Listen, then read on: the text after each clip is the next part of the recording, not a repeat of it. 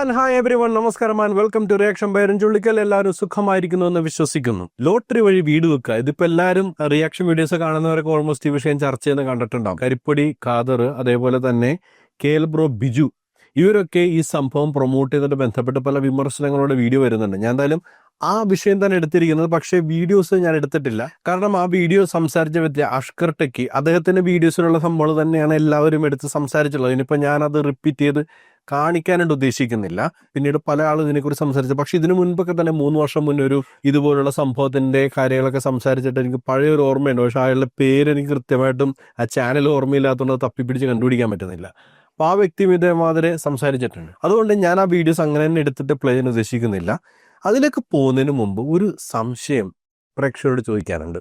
നിങ്ങൾക്ക് അറിയാവുന്നവരുണ്ടെങ്കിൽ അത് പറഞ്ഞു. ഇവിടെയാണ് ഈ വിഷയത്തിൽ ഒരു കൺഫ്യൂഷൻ തന്നെ കിടക്കുന്നത്. ലോട്ടറി ആക്ട് അനുസരിച്ചിട്ട് സംസ്ഥാനങ്ങൾക്ക് അല്ലെങ്കിൽ സംസ്ഥാനങ്ങൾ അംഗീകരിച്ചിട്ടുള്ള സ്ഥാപനങ്ങൾക്കാണ് ലോട്ടറി നടത്താനുള്ള അവകാശമുള്ളത്, അല്ലെങ്കിൽ സംസ്ഥാനം അംഗീകരിച്ചിട്ടുള്ള വ്യക്തികൾക്ക്. അല്ലാത്തവർക്ക് ആർക്കും ലോട്ടറി നടത്താനുള്ള അവകാശമില്ല. ഈ ലോട്ടറി എന്താണെന്ന് വെച്ചിട്ടുണ്ടെങ്കിൽ അതിന് കൃത്യമായ ഡെഫിനിഷൻ ലോട്ടറികൾ ക്രമപ്പെടുത്തുന്ന ആക്ട് 1988, അത് ഭാരത സർക്കാരിന്റെ ആക്ടാണ്. അതിൽ കൃത്യമായിട്ട് അവർ പറഞ്ഞിട്ടുണ്ട്. ആ ഡെഫിനിഷൻ ഇങ്ങനെയാണ്: ലോട്ടറി എന്നാൽ എന്തൊക്കെ രൂപത്തിലും എന്തൊക്കെ പേരിലും പറയപ്പെട്ടാലും ടിക്കറ്റുകൾ വാങ്ങുന്നത് വഴി സമ്മാനത്തിലുള്ള ഒരു ഭാഗ്യപരീക്ഷത്തിൽ പങ്കെടുക്കുന്ന ആളുകൾക്ക് നറുക്കെടുപ്പിലൂടെയോ ഭാഗ്യപരീക്ഷണത്തിലൂടെയോ സമ്മാനം വിതരണം ചെയ്യുന്നതിനുള്ള ഒരു പദ്ധതി എന്നർത്ഥമാക്കുന്നു.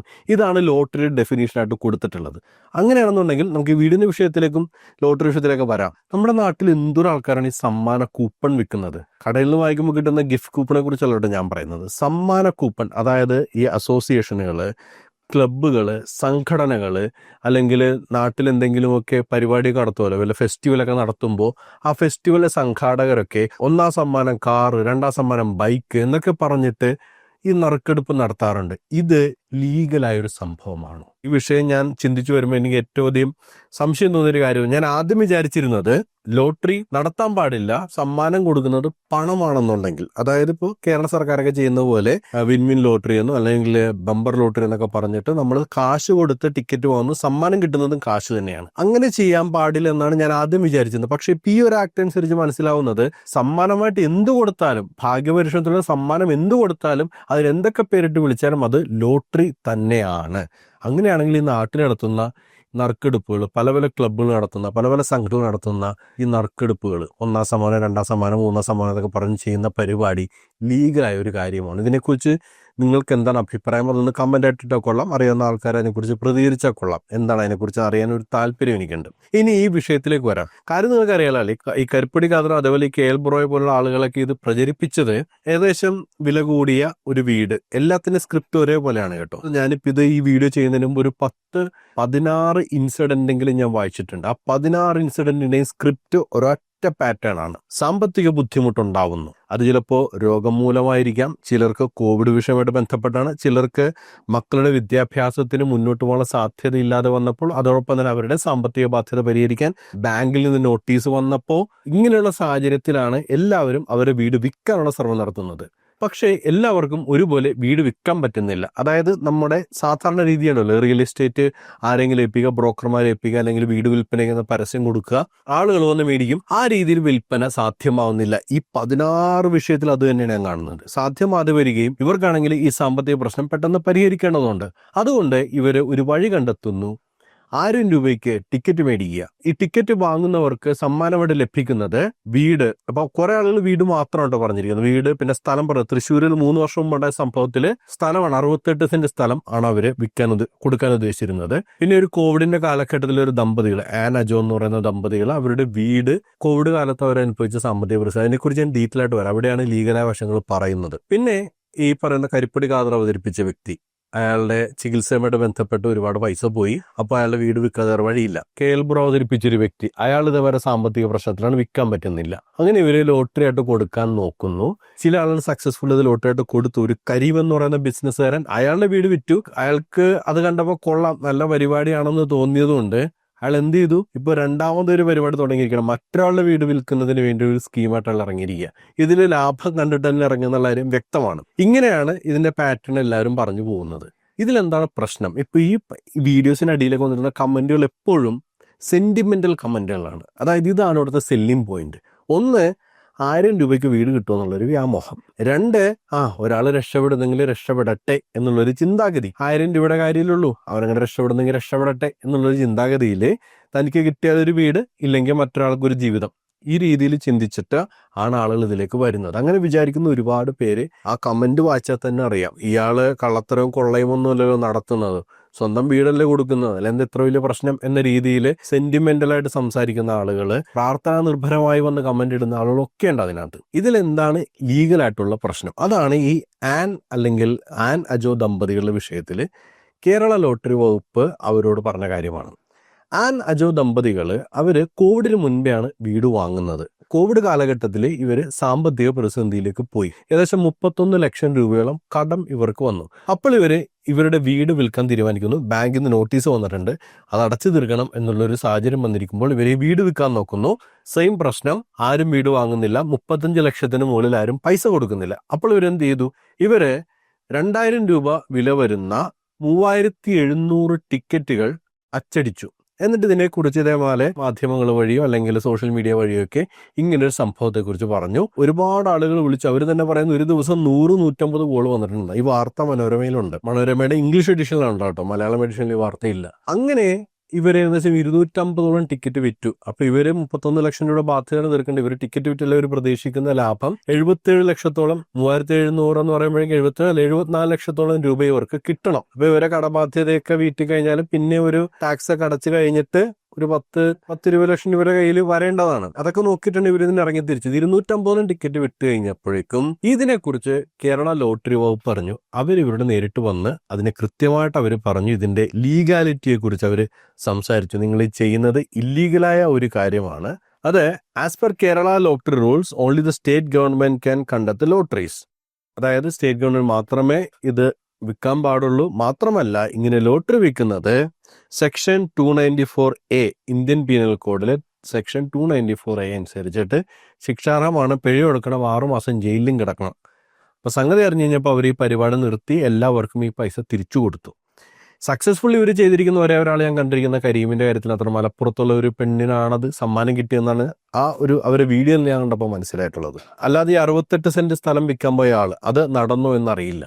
പക്ഷെ ഇപ്പോഴത്തെ ഒരു ട്രെൻഡ് എന്ന് പറയുന്നത് ഈ പ്രോപ്പർട്ടി ഒക്കെ കർണാടകയിലാണുള്ളത്. കേൽബ്രോ പറഞ്ഞതായാലും അല്ലെങ്കിൽ ഈ കരിപ്പൊടി ഖാദർ പറഞ്ഞതായാലും ഈ പ്രോപ്പർട്ടി ഒക്കെ കർണാടകയിലാണ്. കർണാടകയില് സാധാരണക്കാരോ അല്ലെങ്കിൽ കമ്പനികളോ പോയിട്ട് സ്റ്റേറ്റ് സർക്കാർ പോലും ലോട്ടറി അടിക്കില്ല എന്നാരും മനസ്സിലാക്കും. ഇവിടെ ലോട്ടറി ഇല്ല.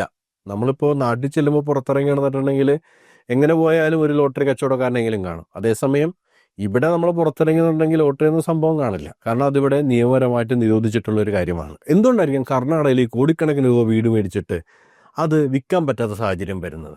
ഇവിടെ റിയൽ എസ്റ്റേറ്റ് എന്ന് പറയുന്നത് വളരെ എക്സ്പെൻസീവ് ആയ ഒരു കാര്യമാണ്. നമ്മൾക്കൊരു വീടൊക്കെ മേടിക്കണമെന്നുണ്ടെങ്കിൽ അല്ലെങ്കിൽ ഒരു ഫ്ലാറ്റ് അപ്പാർട്ട്മെന്റ് മേടിക്കുന്നൊക്കെ പറഞ്ഞിട്ടുണ്ടെങ്കിൽ ഇത്ര എളുപ്പത്തിൽ നടക്കുന്ന കാര്യമില്ല. കോടിക്കണക്കിന് രൂപ ഇൻവെസ്റ്റ്മെന്റ് വരുന്ന ഒരു പരിപാടിയാണ്. അങ്ങനെ ഇൻവെസ്റ്റ് ചെയ്യാൻ ആൾക്കാരുള്ള ഒരു സ്ഥലത്ത് എന്തുകൊണ്ട് ഈ വീടുകളൊന്നും വിറ്റു പോകുന്നില്ല?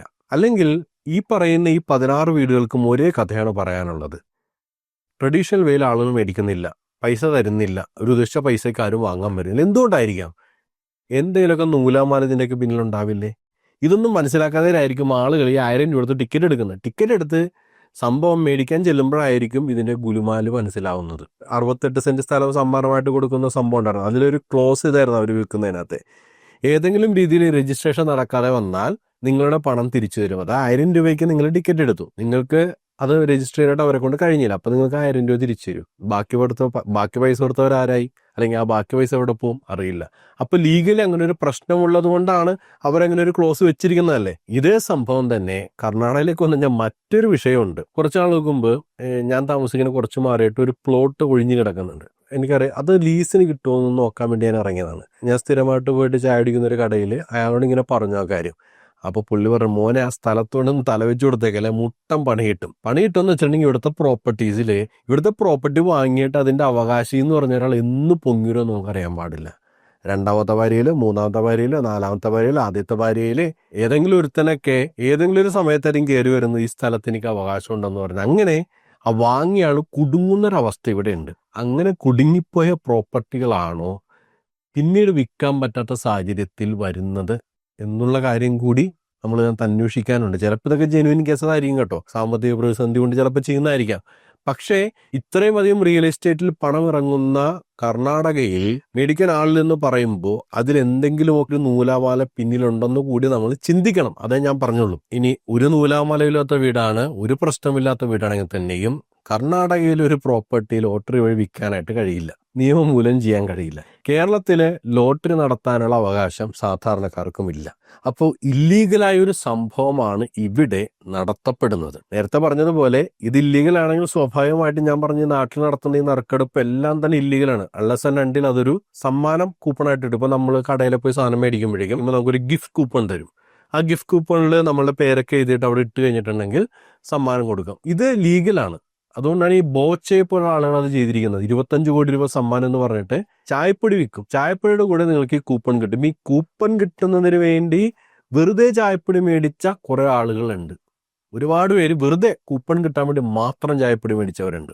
അവിടെ ബോച്ചയുടെ ബുദ്ധി എന്ന് പറയുന്നത് ലീഗലാക്കി ആ സാധനം വിൽക്കുക എന്നുള്ളതാണ്. കാരണം നമ്മൾ കൂപ്പണിനല്ല കാശ് കൊടുക്കുന്നത്, ആ സാധനത്തിനാണ് കാശ് കൊടുക്കുന്നത്. അതിൻ്റെ ഒപ്പം ഫ്രീ ആയിട്ട് കിട്ടുന്നതാണ്. അത് ലീഗലാണ്. ലീഗലായിട്ട് നമുക്കത് ചെയ്യാൻ പറ്റുന്നതായിരുന്നു. പക്ഷേ നമ്മളൊരു സമ്മാനം കാണിച്ചുകൊണ്ട് ഒരു ലോട്ടറി ടിക്കറ്റ് വിൽക്കുന്നത് നാട്ടില് നിയമവിരുദ്ധമായ കാര്യമാണ്. കർണാടകയിലായാലും കേരളത്തിലായാലും നിയമവിരുദ്ധമായ കാര്യത്തിലാണ് ഈ കരിപ്പടി ഖാദറിനെ പോലുള്ള, എനിക്ക് തോന്നുന്നു അയാൾക്ക് കുറച്ച് സാമൂഹ്യ പ്രതിബദ്ധതകളാണ്. അതേപോലെ തന്നെ ഈ കേൽബ്രോ ബിജുവൊക്കെ എന്താണ് ചെയ്യുന്നത് അറിയില്ല. അവരെന്ന് പറയുന്നത് ഈ വിവാദങ്ങളൊന്നും പെടാൻ നിൽക്കാത്ത ആൾക്കാരാ. എന്തിനാണ് ഇപ്പോൾ ഇതിന്റെയൊക്കെ പിന്നാലെ പോകുന്നത്? ചിലപ്പോൾ ഒരു സെന്റിമെന്റ്സ് ഉണ്ടായിരിക്കാം ചെയ്യുന്നത്. പക്ഷേ ഇതൊരു ഇല്ലീഗലായ കാര്യമാണ്. അല്ലെങ്കിൽ അതിലെ ലീഗാലിറ്റി എന്താണെന്നുള്ള കാര്യം വ്യക്തമാക്കണം ഇവർ. അപ്പോൾ നിങ്ങൾ വീഡിയോ പറയുമ്പോൾ ഇത് ലീഗലായ കാര്യമാണെന്ന് കൂടി നിങ്ങൾക്ക് പറയാനുള്ള ധാർമ്മികതയുണ്ട്. ഏത് രീതിയിൽ ലീഗലാണെന്ന് കൂടി പറയണം. അല്ലെങ്കിൽ ആളുകൾ നാളെ ഇതൊക്കെ മേടിച്ചിട്ട് അവസാനം ഇത് ഇല്ലീഗലായ കാര്യമാണ്, അല്ലെങ്കിൽ ഈ കാശ് മേടിച്ചവൻ മുങ്ങിപ്പോയി കഴിഞ്ഞാൽ എന്ത് ചെയ്യും? നമ്മൾക്ക് എവിടെയെങ്കിലും പോയി ഇത് ചോദിക്കാൻ പറ്റുമോ? ഒരു ലീഗലല്ലാത്ത ഒരു ആക്ടിവിറ്റി കൊണ്ട് കാശ് കൊടുത്തിട്ട് അവരെന്നെ പറ്റിച്ചെന്ന് പറഞ്ഞു കഴിഞ്ഞാൽ നമ്മൾക്ക് എവിടെ നിന്ന് നീതി കിട്ടും? നമ്മളെ സംബന്ധിച്ചിടത്തോളം, ഒരാളെ സംബന്ധിച്ചിടത്തോളം പോകുന്ന വെറും 1000 രൂപയായിരിക്കും. ഇപ്പോൾ ഈ ഒരു വിഷയത്തിൽ ഏകദേശം 2 കോടിയോളം രൂപ വരുന്ന വീട് വിറ്റാളുടെ കാര്യത്തിൽ അയാൾക്ക് ആ പൈസയിലും കൂടുതൽ കിട്ടിയതുകൊണ്ടാണ് അയാൾ വീണ്ടും അടുത്തൊരു സ്കീമായിട്ട് ഇറങ്ങിയിരിക്കുന്നത്. അത് നിങ്ങൾ മനസ്സിലാക്കണം. ഇപ്പൊ ഇവർക്ക് ഉദ്ദേശിച്ച പൈസ കിട്ടിയില്ലെങ്കിൽ, ഇപ്പൊ കരീമെന്ന് പറഞ്ഞ പുള്ളിക്കാരൻ ചെയ്യുന്ന വെച്ചിട്ടുണ്ടെങ്കിൽ ഒക്ടോബർ 24 നടക്കേണ്ട നറുക്കെടുപ്പ് അയാൾ ആവശ്യത്തിന് പണം കിട്ടില്ല എന്ന് പറഞ്ഞപ്പോൾ അത് നവംബറിലേക്ക് മാറ്റി, കിട്ടിയില്ലെങ്കിൽ ഡിസംബറിലേക്ക് മാറ്റി, കിട്ടുന്നത് വരെയും മാറ്റിക്കൊണ്ടിരിക്കാം. ആർക്കും ചോദ്യം ചെയ്യാൻ പറ്റില്ല അത്. കാരണം നിയമപരമായ കാര്യമല്ല. ഇതിനിടയിലാണ് മുങ്ങിപ്പോയാലോ, അല്ലെങ്കിൽ ഈ പറഞ്ഞ നോട്ട് നിർത്തുന്ന ആൾക്കാർ മുങ്ങിപ്പോയി ഈ പറയുന്ന ആൾക്കാരൊന്നും ഉത്തരവാദിത്തം പറയാം. കരിപ്പടി ഖാദറും കേൽബ്രോ ബിജുവൊക്കെ ഒന്ന് ഉത്തരവാദിത്തം പറയോ? ആര് പറയാൻ? അപ്പൊ അതുകൊണ്ട് ഇതിനകത്തൊക്കെ ഇറങ്ങിത്തിരിക്കുന്നതിന് മുമ്പ് ഇതുപോലുള്ള കാര്യങ്ങളൊക്കെ മനസ്സിലാക്കുക. നാട്ടിൽ ഇതേപോലെ മാഞ്ചിയ മുതൽ ഇങ്ങോട്ട് നോക്കുകയാണെന്നുണ്ടെങ്കിൽ ഷോർട്ട് കട്ടിലൂടെ എന്തെങ്കിലും നേടാൻ പറ്റുമെന്ന് വിചാരിച്ചാൽ അതിനുവേണ്ടി എന്തും ചെയ്യാൻ തയ്യാറാകുന്ന ആൾക്കാരാണ്. അതിൻ്റെ ഒപ്പം ഈ സെന്റിമെന്റ്സ് കൂടി വർക്കൗട്ടായി കഴിഞ്ഞാൽ ആളുകളെ പറ്റിക്കുക എന്ന് പറയുന്നത് വളരെ എളുപ്പമുള്ളതാണ്. അതുകൊണ്ട് നാളെ ഒരു വൻ സ്കാമാകാൻ സാധ്യതയുള്ള ഈ വിഷയത്തിന് അത്യാവശ്യം യൂട്യൂബ് വ്യൂവർഷിപ്പൊക്കെ ഉള്ള ആളുകളിൽ നിങ്ങൾ ഇതുപോലുള്ള പരിപാടിക്ക് കൊടി പിടിക്കരുത്. എന്താണ് വിഷയത്തിൽ പ്രേക്ഷകർക്ക് പറയാനുള്ളത്? കമന്റായിട്ട് രേഖപ്പെടുത്തുക. മറ്റൊരു പ്രതിയോടെ നമുക്ക് വീണ്ടും കണ്ടുമുട്ടാം. അതുവരേക്കും ബൈ ബൈ, ടേക്ക് കെയർ.